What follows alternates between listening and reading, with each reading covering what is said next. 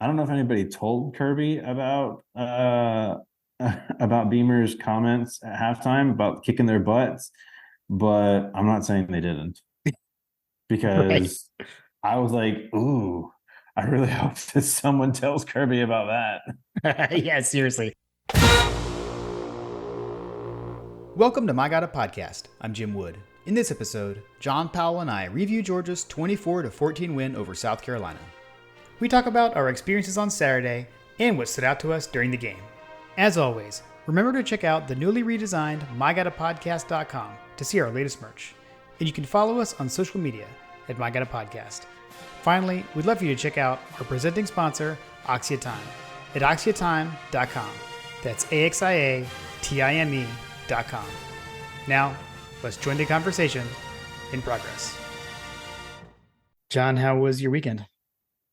Weekend was pretty good, man. It was a weekend of nothing but football. I mean, basically we watched football all day on Saturday, right? Yeah. Yeah, we did. There were games on at the tailgate. Um, Watched there, watched the dogs, got home. After that game, what did we watch? We watched a little bit of Ole Miss and Georgia Tech, Tennessee, Florida, and then Colorado State. But I couldn't make it through the whole game. As expected, I bailed at halftime, went to bed. But yeah, I there's s- a lot of football on Saturday. I stayed up the whole time.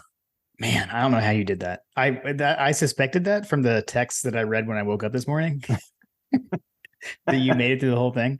I'm amazed. Yeah, I made it to I halftime. So I had to watch. I am a Dion hater. So I had to yes. fully absorb the hatred because I Oh, saw that it was going south for him. And if you look at, we'll talk about the ESPN. You know, one of my favorite graphics to look at for these reviews is, you know, the win expectancy mhm. from ESPN. And when you see a game like what you saw with Colorado and Colorado State, um, that graph is also equally as amazing. Okay. Um, so anyway, I watched it all, but the weekend started. Friday we went to we had a birthday. It was a surprise birthday party. And the Uh, podcast did not spoil it, right? no, the podcast for sure did not spoil it. Okay, Although good. Because I I need to realized that like later when you told me whose birthday what was, I was like, oh no, because like I didn't edit that out. friend of the show, Samford alumni and former guest, uh, Paul Muchnick. It was his 40th birthday. Um, You're good. he doesn't really have a reason to listen to this podcast, but Right. I forgot to tell him about that. That I like had that thought that like, yeah, there's no way he's listening to this. A Georgia Uh, Tech fan, Samford alumni, like there's right, right, right, no reason. Even though, you know, even the best of friends are not going to listen to the podcast if they're not a fan of Georgia, right? right. It's all good. It's Um, all good. anyway, so we went to his 40th birthday party, and it was a great, like, they had cocktails and everything. Um, you know, lots of food, lots of fellowship, and I was probably a little overserved by the end. So my Saturday morning was a little slower than I had planned. So I got my run in much later than I planned. So I blame the start on you can blame the start on me, Jim, Okay.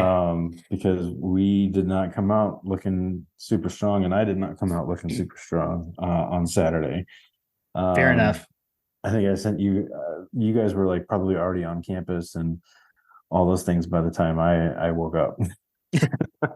Well, I made it to campus much earlier this time as far as in relation to kickoff than the opener. So yeah, that was good. That was good. Yeah, I drove down Friday night to my parents' place, hung out with them, then came over with them and my sister. And shout out to Greg and Rodeo. Put on an epic Mm. tailgate on Saturday. It was a lot of fun. Man, it looked amazing. I have to say I was having some serious FOMO. It was pretty sweet. Coach made it. Coach came by. So like Mm. hilarious moment. He was walking down the street and my mom and dad were calling him by his first name and he like wasn't reacting. And I yelled, Coach. And then he turned around. That's was amazing. it was pretty That's awesome. It was amazing. hilarious. So got to sit and spend a lot of time with Coach at the tailgate. That was awesome. And then John Tweets was there, obviously, and he sat with us for the game. So he came with us. It was a lot of fun. A lot of fun. I actually okay, so I actually have not told you this story. I had a young man come up to me named Landon and tell me about his podcast that him and his dad have.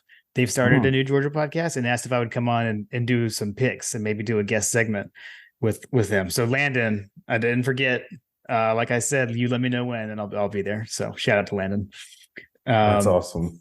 And you know, almost as cool as meeting Landon, but not quite as cool. No. So dude, the father of the unofficial official receiver of My Got a Podcast stopped by. So got to meet Mr. Muse and hang out with him for a bit, chat him up. Awesome guy, really nice. May or may not have told him that his son is the unofficial official receiver of the podcast, which he got a kick out of. That's amazing. So that was fun. That was fun. Yes. It was pretty epic. Pretty epic. Mr. Muse, please let your son know that we're eagerly awaiting to interview him. If you, dear listener, have not listened to any of the interactions that he's had, I think what is it? Is it the Players Lounge? I can't remember which one it was. I'm pretty sure it's the Players Lounge on Instagram. They're really good. Like it's the same group that does Tate Ratledge's like videos. Yeah, that's Players Lounge. Yeah, or I think so, right? Or is it through the collective? I think it's the Players Lounge. Anyway. Okay. But if you're on Tate Ratledge or Nazir Stackhouse or Javon Bullard, I'm trying to think who else was on those videos, but they interviewed Mekhi Muse on a couple of those videos. Like they have like little short clips and stuff on Instagram. I assume it's on YouTube for the full context, but man, the kid's really well spoken. Like he's got a good presence. Like even football doesn't work out long term. Like I have a feeling he's going to be behind a camera at some point. Yeah, or in front of a camera at some point. Right. But yeah. Anyway, that's awesome. Hopefully we can get him on. I know. Well, his dad was like, "Has he been on the podcast?" I was like, "Well, does he want to come on the podcast?" So conversations were had. So we'll see. That was pretty fun. So yeah, did that. Like I said, tailgate was awesome. Saw most of the usual crew, got to meet some new folks as well. So it was, like I said, a lot of fun. Made our way into the stadium and then it was on. So it was a good day. Awesome. So the thing that was surprising to me and not to you, and thankfully you warned me and I heeded your warning, was the rain coming in. So I know you were like, "Is it raining?" And John and I were like, "Oh, it's not going to rain. 0% chance." Yeah. And you're like, "It's raining here. It's going to rain there." I was like, this doesn't bode well. Typically that's the way the weather usually like formulates is right. Whatever hits us eventually makes its way over there. Exactly. And so between you, making your warnings and then my mom, the fact that I was with my mom and my sister, I think is really what saved me, because they were like, "What's it going to hurt to pack a poncho?" So we had ponchos and so we were able to stay dry. It wasn't like heavy of a downpour or anything as like Tennessee last year, but it was a steady rain. I think the way my dad described it was like a finer rain, like it wasn't as heavy. Like the drops weren't as big or something. I don't know, but it was pretty steady throughout. Once it got going, it kind of stayed. So yeah, which is like in some ways even worse than when it's like a drenching downpour. Yeah, it wasn't. I don't know. I didn't get soaked. Like Tennessee, like everything was just soaked. This one was not as bad. So for what that's worth, but yeah, man, like you said, the game.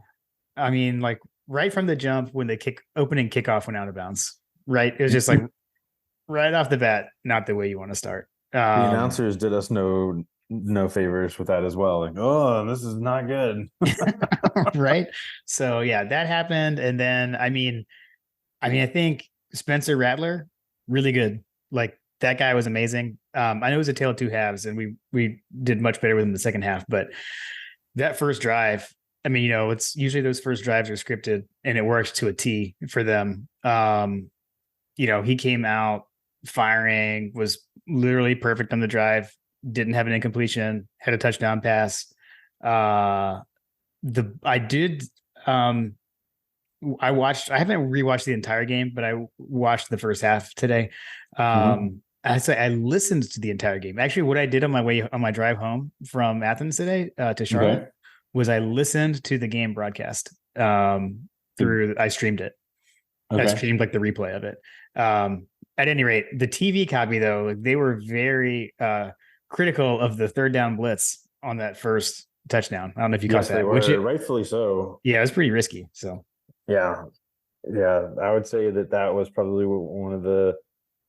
I really don't know. I just don't understand what they're trying to do there, because I mean, I guess we do kind of know, but like, it just felt like it was one of those statements that Kirby was trying to make early, and they just didn't get home, and it just kind of led to a momentum swing, right? So like, because at that point we had kicked our field goal, right? It was like, no, it was the opening drive, so it was the opening zero. drive. Okay, it was 0-0, and it was third and pretty long. When they did that, basically. So yeah. But I mean, if we make we make the tackle there too, like I feel kind of like there's definitely missed tackles for sure. Multiple missed tackles, and Bullard wasn't in the game. I feel like Bullard makes that tackle. But yeah, I mean, there were multiple missed tackles, and it was a good play design, man. I mean, we had that blitz, they faked a screen to the left and then ran a screen to the right. I mean, it was a good play. They caught us. Like sometimes you got to tip your cap. Yeah. They came out ready to play in the first half. That's for sure. I think that I can't remember when exactly Juice Wells went down. It was on that play. So he scored the touchdown and broke his foot. Oh, that's right. Yeah. Then he ended up like going off on the sideline. Yeah. But like it was like a delayed reaction. Like he didn't notice it until after he had scored or something. It was weird. Did we ever find out what exactly happened there? Because I was kind of curious too, because there was nothing that jumped out on you. Like, the Aaron Rodgers injury where they like you could see like what happened, but like that one when they zoomed in on his whole play, like nothing really stood out. Yeah, agreed. So I don't know. I'm guessing he just because they said he already had a broken bone in his foot or something, and he had a screw or whatever. So I think they felt like he'd probably stepped. Who knows, man? You step on the turf funny sometimes and it pops. I don't know. But yeah, you can't see him react at all on the TV copy anywhere. Like he just runs into the end zone. It's weird. He heard himself celebrating on the sideline. Right. Seriously. Yeah. I don't know. I was wondering that because he like runs into a guy and was something there happening. I don't know. So right. But yeah, I mean, so that happens. And then I will say, like, I feel a lot better today about the offense on the whole than I did as an emotional fan in the stadium. Like rewatching, I mean, we basically came back and matched that. I mean, we marched down the field. We just got bogged down in the red zone. But like we've had these Well, we've had these like slow starts.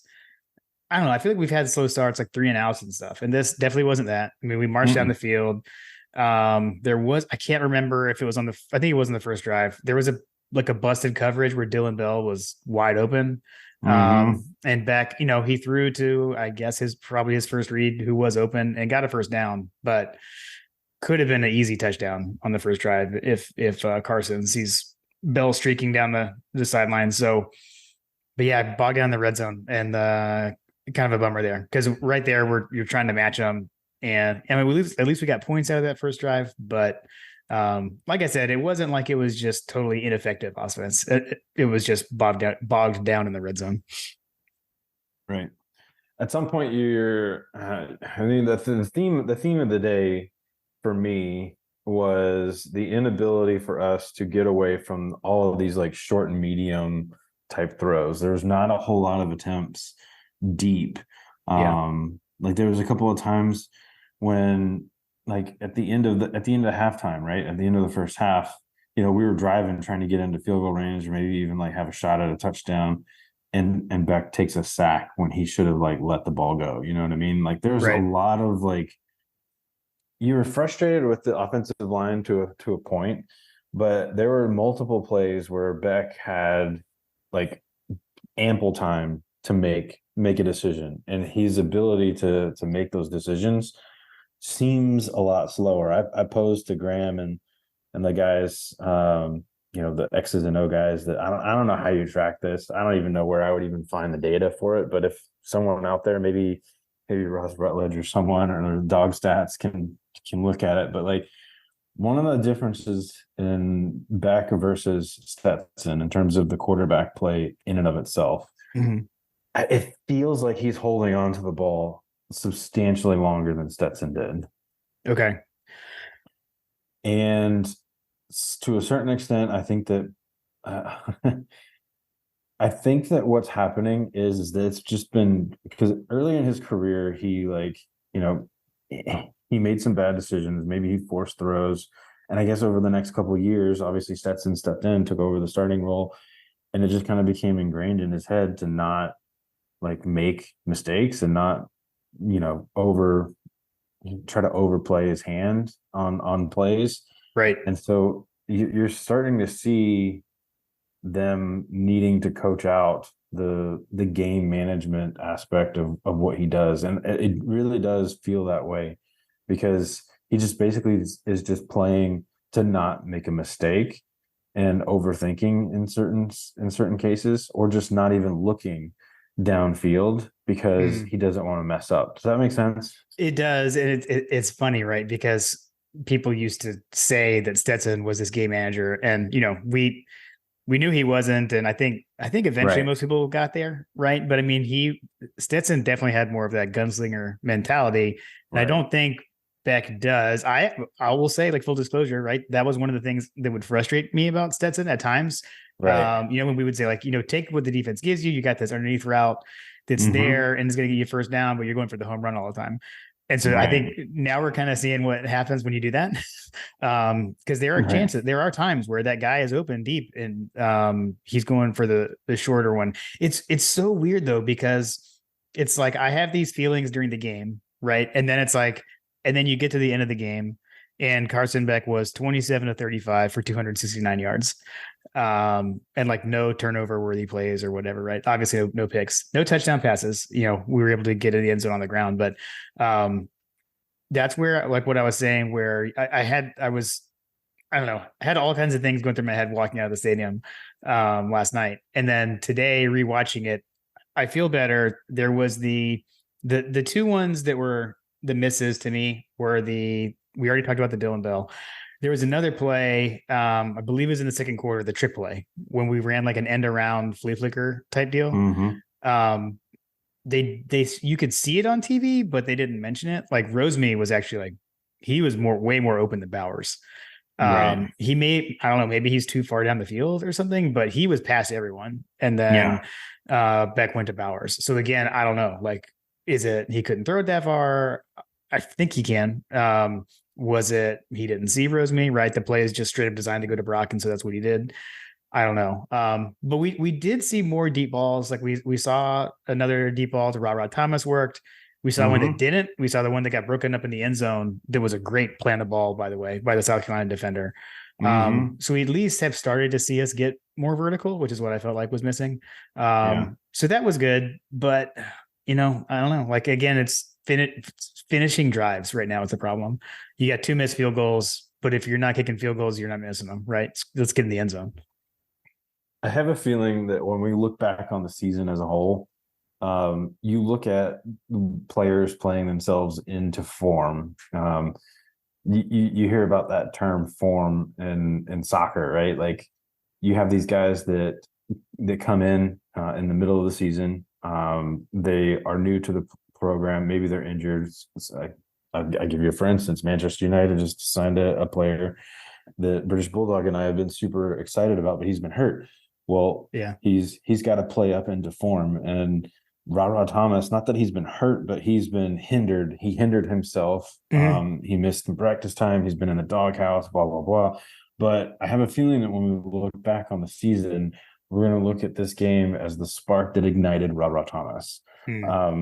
I was really impressed with what he was able to produce. I was impressed with Dominic Lovett, even though I think didn't he have a drop in this game? I can't remember. I think he had one drop, but anyway, both of those guys showed why Georgia brought them in. Mm, And they're just such weapons for us. Rosemary Jack Saint made a statement in this game as well.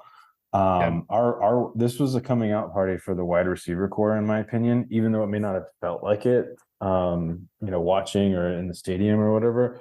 They made some tough catches, man. I they mean, did. he, we're just talking about like the Beck's not the gunslinger or whatever, but like even he may not be like as down the field, like over the blow the top off Stetson Bennett type throws, Mhm. but he definitely made some really tight window throws on occasion in that, short to medium, that 10 to 15 yard range. Yeah, But he does have opportunities downfield, and that's the part that, I mean, even with Stetson, we had that with Stetson's like, oh man, the plays are there, like, look, oh, he's walking in here. There yeah, was one to Bowers. If you just waited a little bit longer, Bowers is breaking open, but he threw it short. yeah. Um, there was I want to say, I mean, the Bowers one is the one that sticks out, and then there was another play that he thought that Dejan Edwards was going to take off. Um, I don't know what he was doing. That was the one. Do you remember the play he kind of like lobbed up there, and the guy kind of tipped, the South Carolina defender kind of got a hand to it, but it went Yeah, over his head. yeah, I do remember that. Yeah. Yeah. Well, and you just hit on it because I think the other thing I wanted to hit on was welcome back Dejan Edwards. I mean, Mm-hmm. holy cow, like definitely 20 carries, 118 yards and a touchdown, long of 21. And we saw what we missed. And so I don't know, like it felt like my issue with the run blocking on the line had been like that there weren't lanes for the running Mm-hmm. backs to run through. And it definitely felt like there were bigger lanes this game. But were there, or is because like Dejan doesn't need much more than a crease? I mean, Yeah. and he can get there and he gets so low and can like duck underneath tackles and stuff. Man, he was a breath of fresh air. Like it was fun to watch him run the ball. Yeah. It was fun. Yeah, I would say that he was a factor, right? Like he was the difference maker. And kind of like what I was talking about just a second ago, like playing yourself in the form. If Yeah. that's Dejan Edwards, who's not 100%, but Mm, playing, like imagine what that looks like when he's 100%. You know what I mean? Like, yeah, seriously. because there were definitely some situations where it was like, I mean, we were relying on him for multiple drives, like on long drives, right? Like where he was having to run the ball multiple times for hard, long yards. Yeah. No, I don't know. It just doesn't feel, I didn't get the same vibe. Like you saw Roderick Robinson's carries kind of fall off a cliff when he came He, back, right? yeah. I mean, he only played one play, I believe. I mean, I know he had the Right. one carry. I think that was the only play he was in the game. Right. And then you had Dylan Bell taking carries, which in my opinion was, I feel like that this staff has kind of gotten to the point where they realize that Cash Jones and Roderick Robinson are good in doses. Mhm. And spelling backs and things like that. And Cash maybe has some skill sets that the other backs don't necessarily possess quite as well. And I don't know, maybe this is just my opinion, but like it feels like that they are utilizing Cash Jones more as like a receiving back. Mhm. Um, Yeah. but what I will say is that it felt like that they were trying to figure out how to get Dylan Bell. Like it feels like that they want Dylan Bell to run the ball more as a running back, Yeah. because they're not getting much more from the other ones, and that extends to Kendall Milton too. Like I don't know, man. If I was a person that was trying to staff up this team, like I would look at that and say, what happened? Like I felt like that Kendall kind of disappeared in the second half when we were making our rise. Well, he was on the first touchdown drive. After we had the long ball to Rara, like the next play actually was, I think, his longest run of the game. He ripped off a long one, hurdled a guy, and ran through down there. But then he left the game with a knee injury. But Right. He got but hurt he again. was, yeah, right, exactly, yeah, yeah. I mean, he was struggling with the up the middle runs. Got stuffed a couple of times. A couple of guys did. I don't know. You brought it up in the preview, I think, John, around like running off the edge had seemed to be more successful, and I felt that continued here. But I Yeah, agree, I man. I mean, feel like the 1-2 punch of Dejan and Dylan Bell is effective. I feel like those two guys feel like they can feed off each other well. I think we had the question of who can play the Kenny McIntosh role, and I don't know, feeling like maybe that's Dylan Bell. yeah, I mean, if they can get some packages together for him, like, you know, uh, we haven't seen. I don't think that we've seen his full skill set on display just yet. Is kind of Mhm. what I'm saying. Yeah. And it kind of feels like we've kind of accidentally run into, I personally think that what I've seen enough body of work with Kendall. If he's not healthy, I don't think that he should be playing. Period. Like if he's even like remotely like hurt, Yeah. everything that I've seen thus far showcases that like unless he's 100%, he's not Kendall Melton. Does that make sense? Yeah. Like, Yeah. No, you're right. I mean, he doesn't look like himself out there. yeah. Yeah. So like He's clearly playing, trying to play through it, which I mean, I admirable. respect it. But Yeah. yeah, but now with Dejan back, right? Then Yeah. let's get Kendall healthy, you know? Yeah. We had our first 100-yard rusher of the season, and it's Yeah. his first game back. Right. Yeah. Yeah. It makes you wonder like what might have been had he, been back for those first two games. Like, are we having the same conversations about Bobo running up the middle, blah, blah, blah, like all those things? Like, is that something that because Right. that the narrative of the offense, and I actually experienced this at the birthday party that I was at, which was actually ironically like Paul Georgia Tech fan or whatever, but like Right. um there were probably 5 or 6 dudes that went to Georgia there with me. It was like a Georgia party. Yeah. Um, Tends to happen. I will say this though, I was the only one wearing my game day apparel. Um, Nice. but which multiple of them came by. I was like, man, I thought about wearing that, but he's a Tech fan. I was like, I don't care. Nice. um, but anyway, everybody was talking about the offense and Bobo, and I was like, listen, guys, like you got to calm down. Like there's nothing to really worry about here. And Yeah. you talk about that with this game, right? And you look at, and I'll use the ESPN GameCast as a for instance. Like Carter wasn't like really super engaged with the game and stuff. And I think that at some point he went to like a friend's house, and came back and we were talking about it. And he was like, "Yeah, I really thought we were gonna lose that game." I was like, "Really?"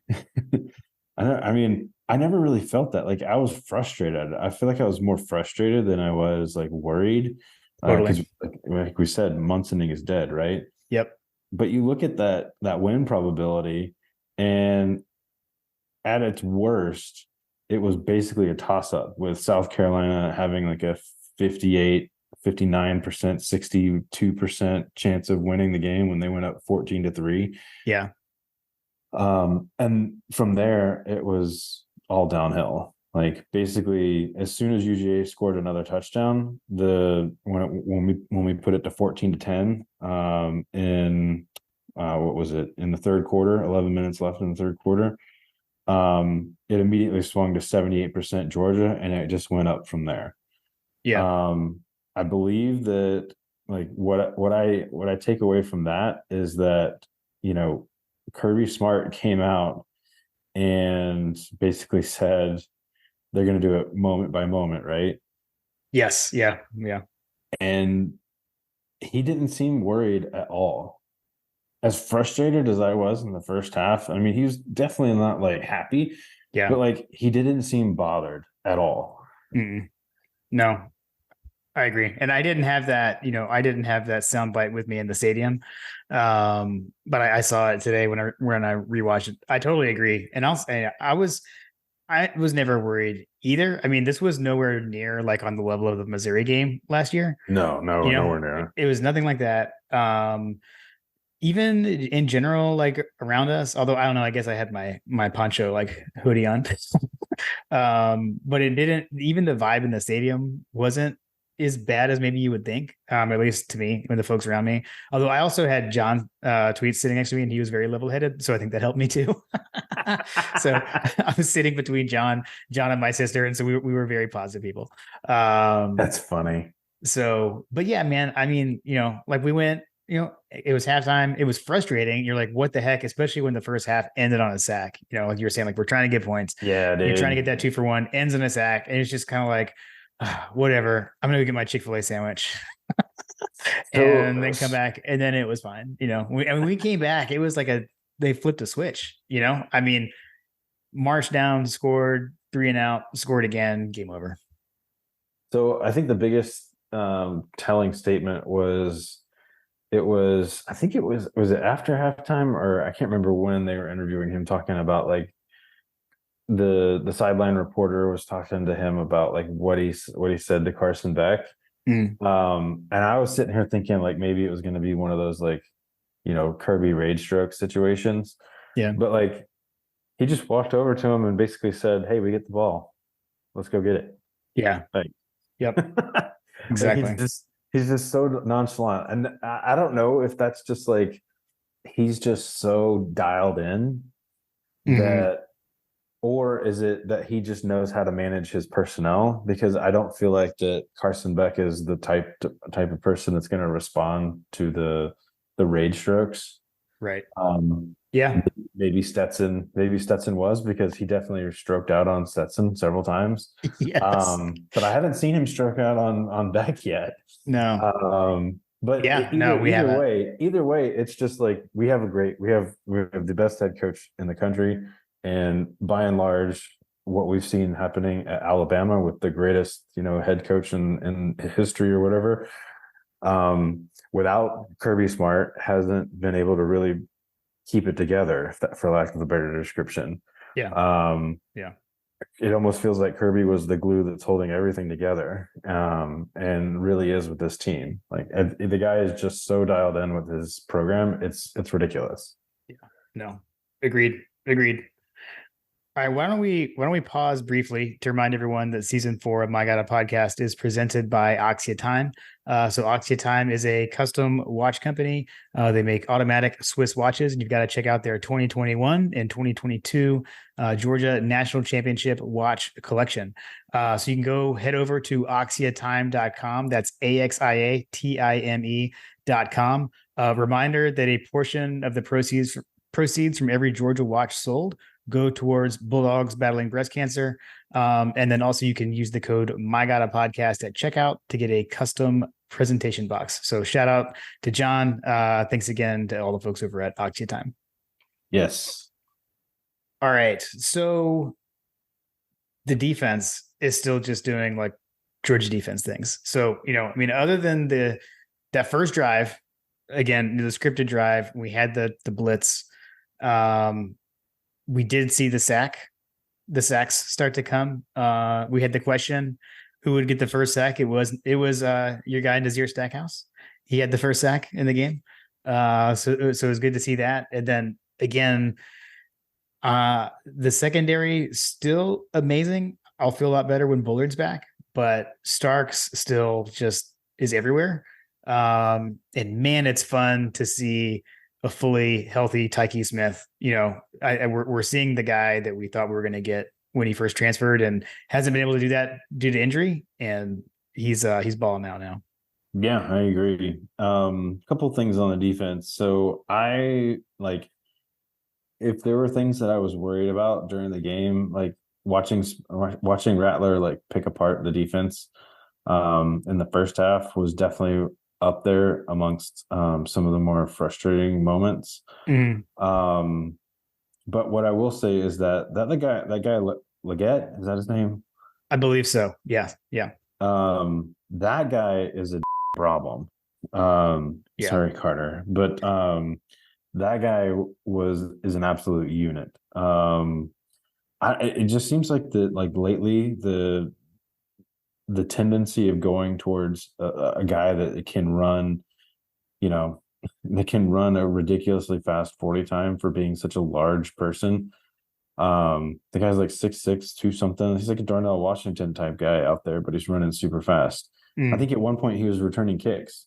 Um, I saw out there. I was like, "Good Lord, why do they have him out there returning kicks?" But what I will say about that is that is it Dalen Everett?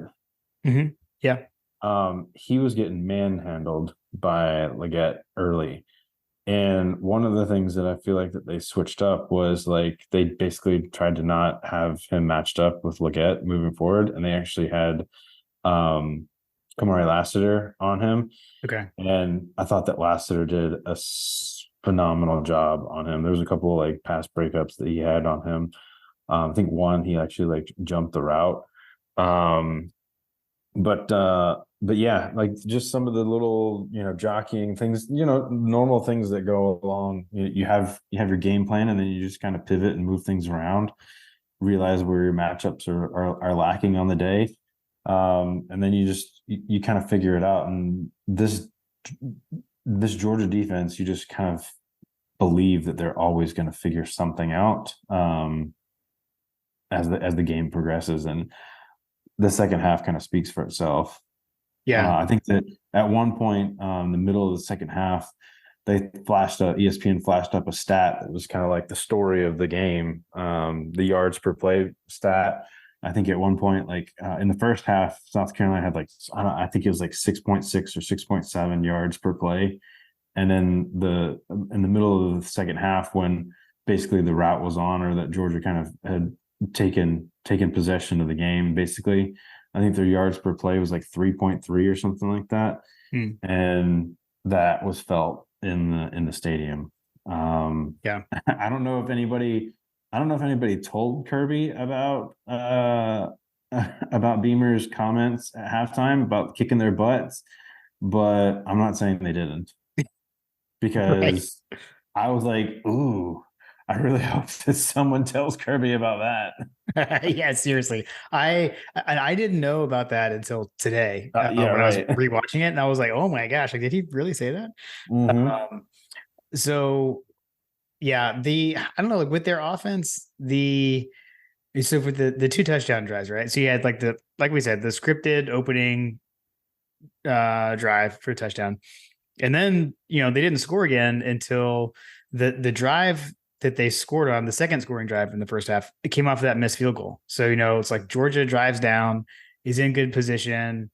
That was like a going backwards situation again, where penalties and everything bogged us down, go backwards, miss field goal, and then boom, momentum shift, and they come down and score. And Rattler did make a couple of big plays with his legs on that drive as well. Yeah. Right. Mm-hmm. So it was kind of like I don't know, bookends of the first half, right? With the two scoring drives. I mean, it really was. It was the first time they had the ball and the last time they had the ball of the first half. But then after that, I mean, really nothing, right? No points in the second half shutout. I like your conspiracy theory that Kirby heard what Beamer said. Well, I can tell you one thing. I would not have wanted to be an offensive lineman, defensive lineman, or a member of the secondary in that locker room at halftime, because if they ever release what he actually said, because in the halftime like recap, before they took the field, he comes out there, and again, guy didn't look bothered at all. He just comes out there and like, what did you say to the team? Blah, blah. It's like, still moment by moment, like whatever. Right. I feel like it was like it's going to be a perfect opportunity for someone to just like bust out like a Whitney Houston like dub remix for the highlights or whatever. But Yeah. but he just didn't seem bothered at all. I have a feeling that the speech was a little bit more fiery than that, though. Yeah, I agree. I agree with you. Let's see. One thing I wanted to call out, there was a special teams play. Mekhi Muse making a tackle on kickoff return. That was amazing. I don't know if you caught that. I didn't catch that one. So there was a play, and they got really backed up. So Mekhi Muse comes down crashing, makes a tackle on the kickoff team, and there was holding, and so South Carolina was backed up in the end zone. I think it was their first possession of the second half. So we come down and score. We kick off. When we kicked off, I think that was when it was. Muse made the tackle, and they were backed up, and then they went 3 and out. So that's not a recipe for success against this team. Right. Yeah, seriously. So So I'll give you like something to maybe watch for the season to go on because I felt this way all throughout the game, even in the first half.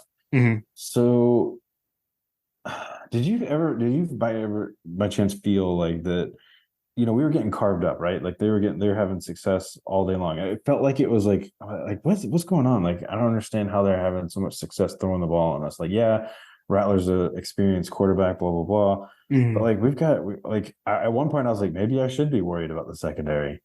Right. Um, but here's the thing. So I feel like that when they're between the 20s, it's bend but don't break. But Mhm.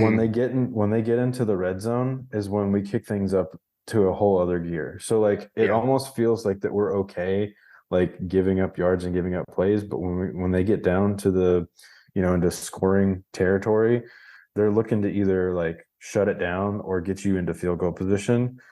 And then on the flip side, we're pinning them back, like it's almost like okay, we're taking the opportunity to flip the field.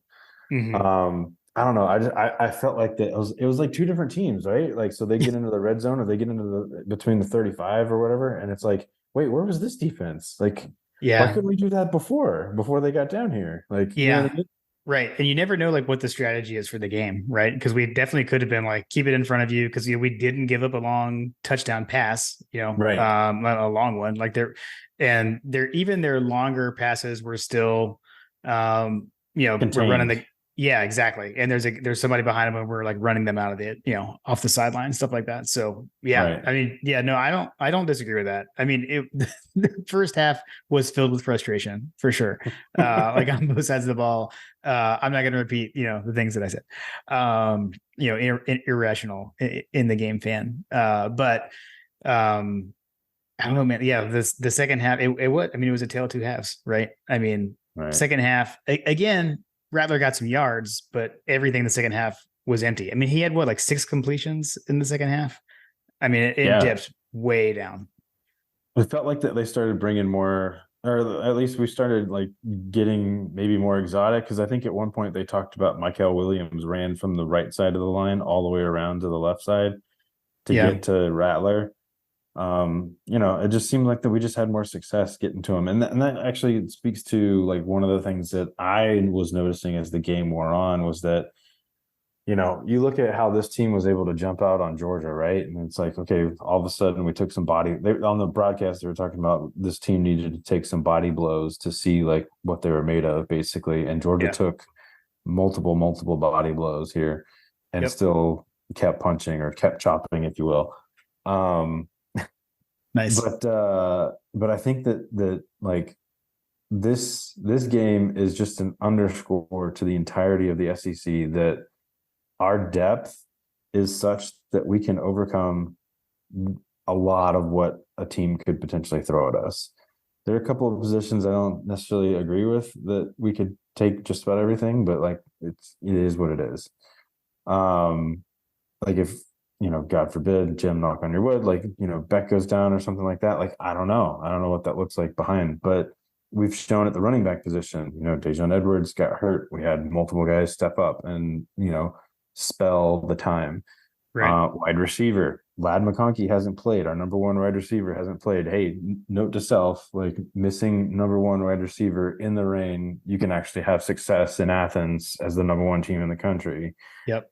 Um, there's, you know, we're missing guys all over the field, right? I mean, Mims went down, and it feels like, I mean, I hate to say this, but like, did we accidentally come across an offensive line that can actually like move things around? I don't know. We'll see, but it definitely felt like that we didn't miss a beat when he went down, right? Yeah, I mean, we shifted Truss out Right. to right tackle and brought in what Fair, Fairchild at guard. Yeah, Fairchild. Yeah. yeah, Yeah.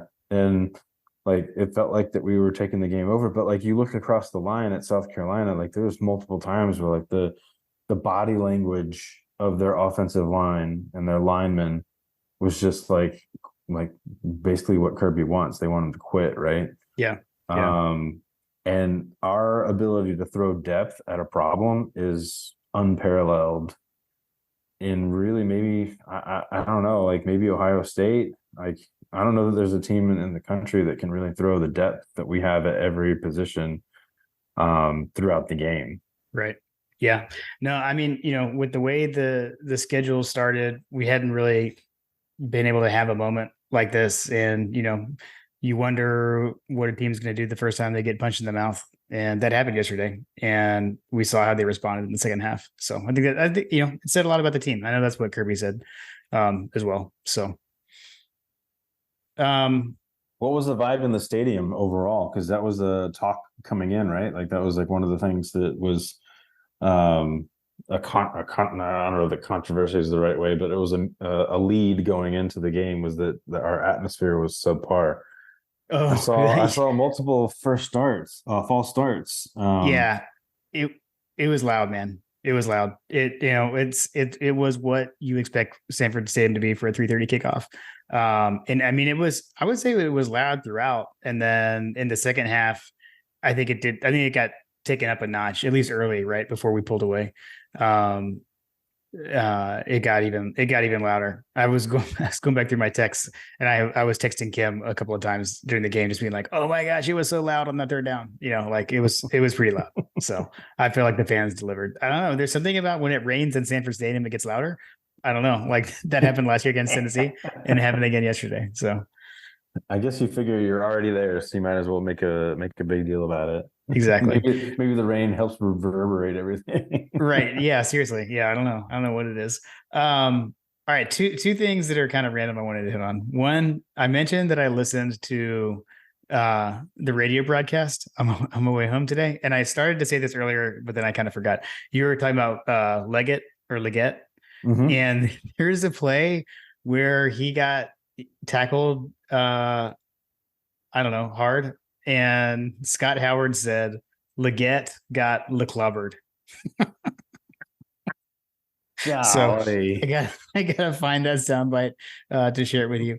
But the other thing was on the broadcast. So DJ Shockley actually was he was in the booth with Scott, and JD was on the sideline. So apparently Eric Zier, I don't know if I heard this right, but I think they said he was in like a over 50 surfing contest in Hawaii.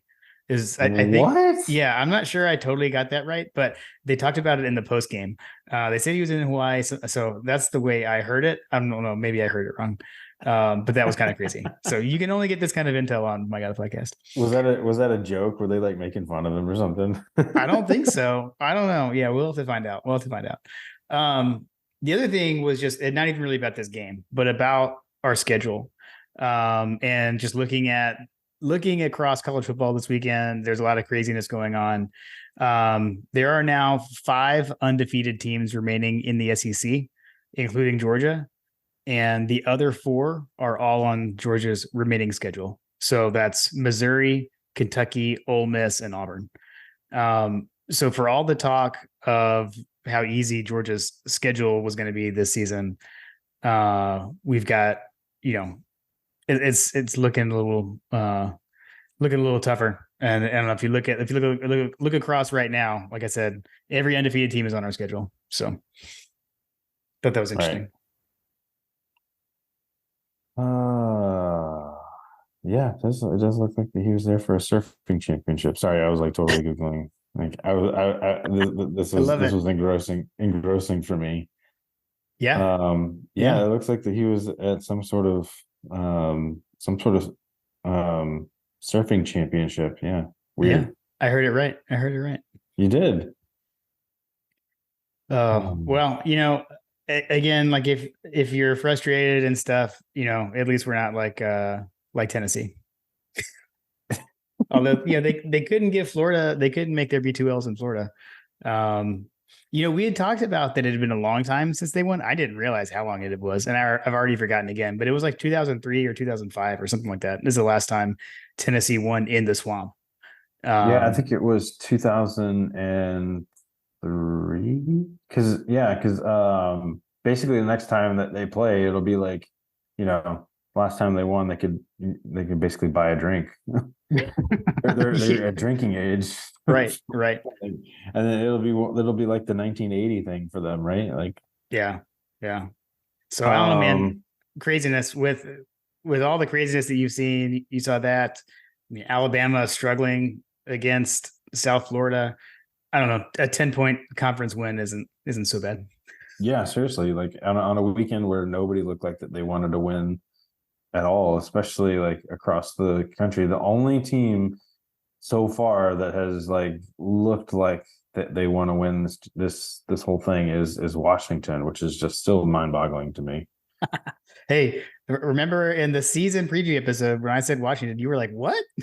Yeah, yeah. I mean, I like Uh, I need to dig more into it because Graham's been talking about them. That he thought yeah, that they were going to be that they were going to make the playoff, but yeah, yeah.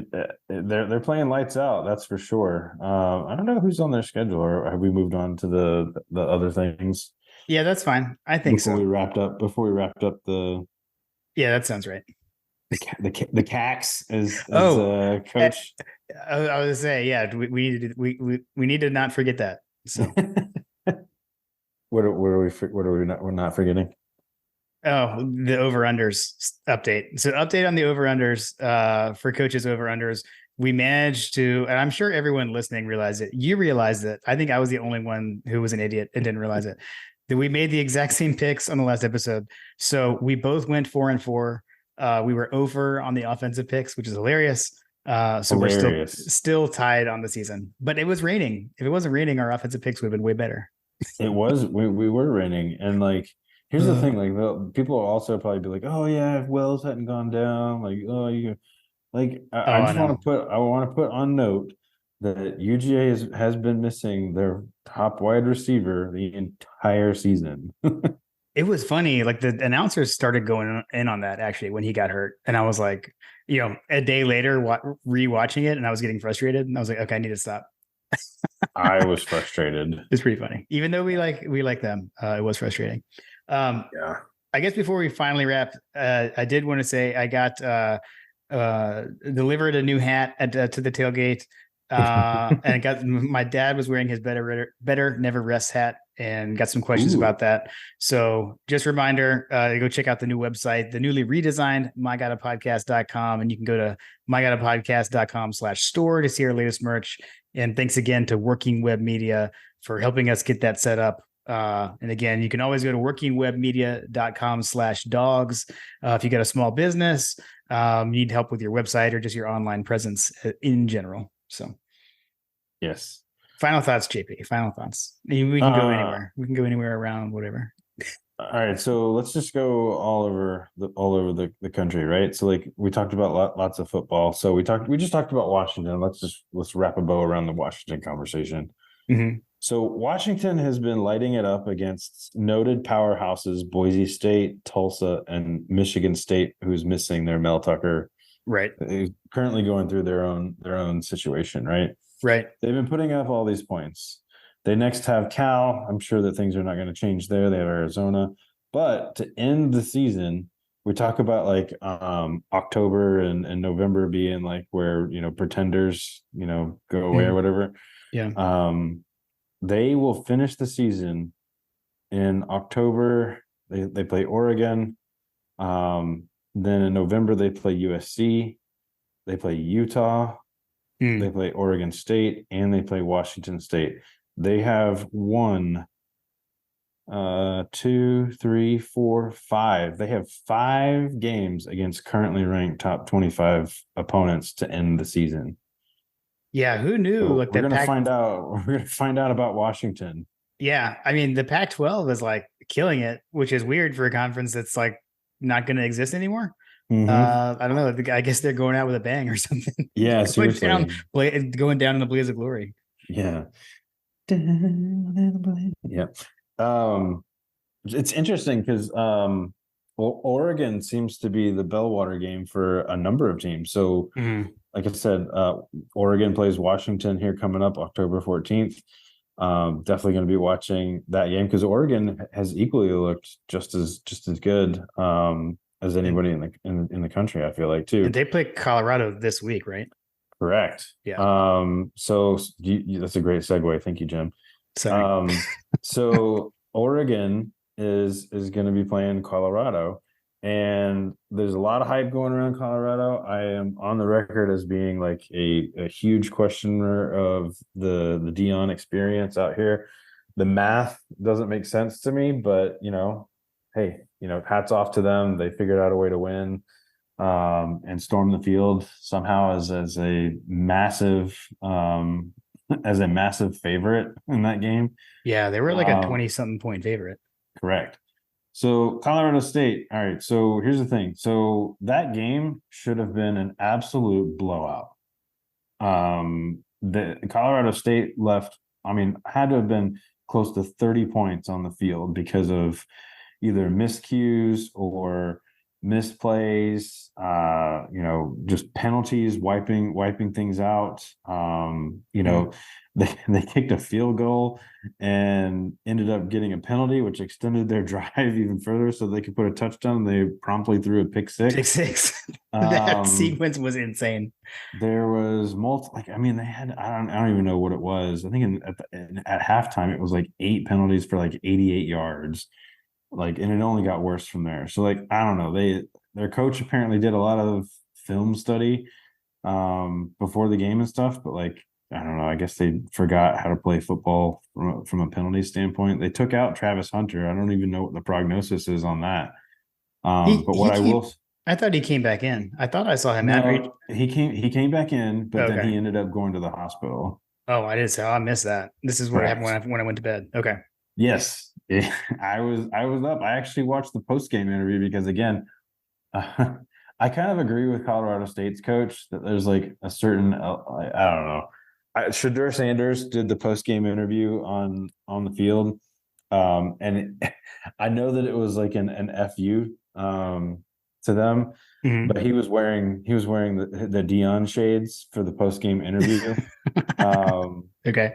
which it was a huge middle finger to Colorado State's guy because that was like what he said. He was like, I took my glasses off, like that kind of Mhm. thing.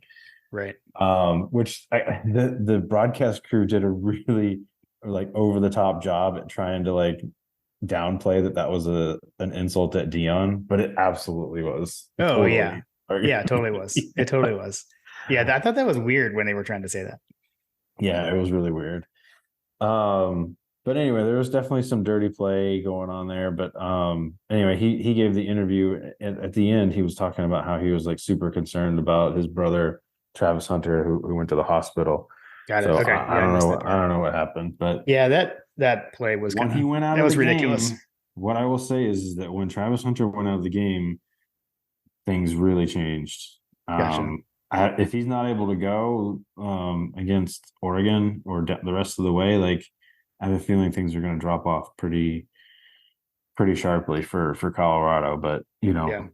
it is what it is. I thought that Dion got out coached.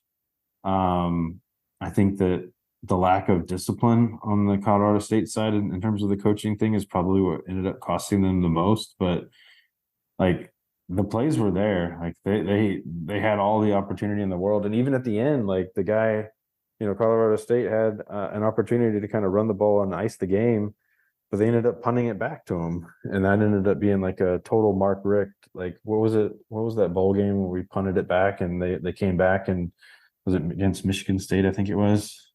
We did lose one at Michigan State at some point. Yeah, well, like we punted it back to them and they came down and scored, and that was like a huge mistake. Like that's basically what happened.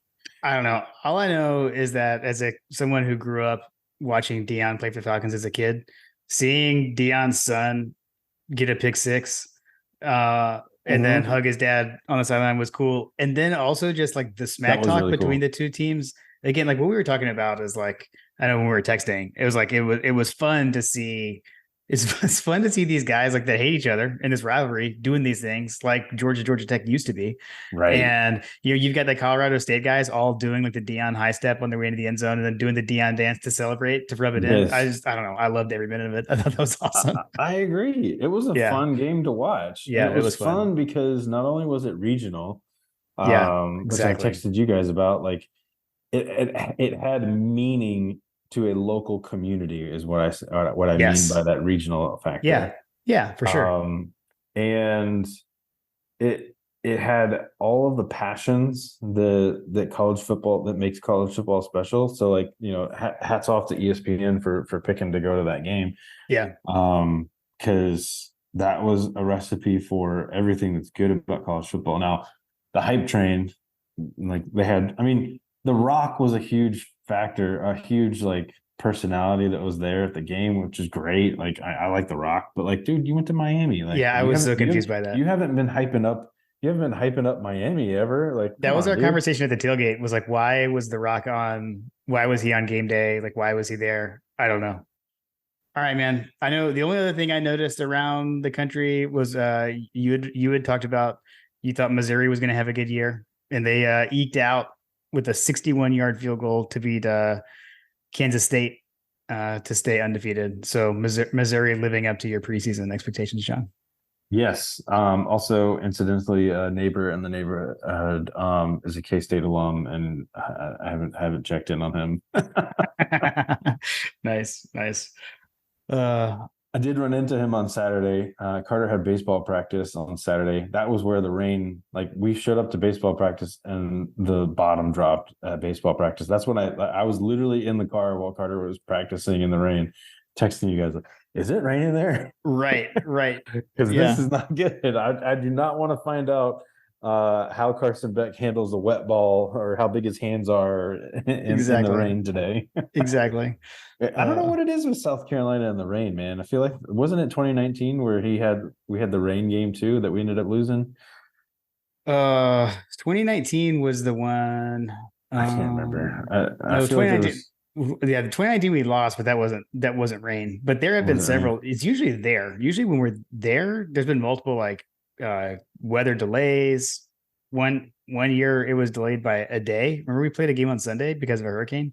So Oh, I yeah, don't remember that. yeah. Usually when we're there, crazy things happen. 2016, yeah, Kirby's first season. I think we played South Carolina on a Sunday. Oh, right. Um, Okay. yeah, but at any rate, yeah, I don't know, man. Like I said, I'll take a 10-point conference win. I know this is like one of your most hated teams, so I know that was it was a good win for you. Yes. And I will tell you, like I told you, I actually like told my wife, I was like, if it was at halftime and she ended up going upstairs because she couldn't take me anymore. I wasn't like yelling, but I was like overly excited when we had big successes and stuff. So like Got it. I was definitely like feeling the pressure, so to speak. I wasn't ever worried, but like I was definitely getting hype. Yeah. Um Apparently, at our house, Kim moved from like one TV to the other, and apparently, according to her, that was the turning point. yes, thank you. All right. So I feel like that like if you're listening to this and you feel bad at all for like doing something different at halftime, like something superstitious to try to like spark the team, like don't feel bad at all. Because what I've found in the like substrate of like social media or whatever is that we all did the same thing. If you were not in the stadium, you went upstairs and you changed, you switched up your beverages, you Hmm. switched positions in the house, apparently. Like you did Yeah. something to try to change it up because whatever was happening was not working.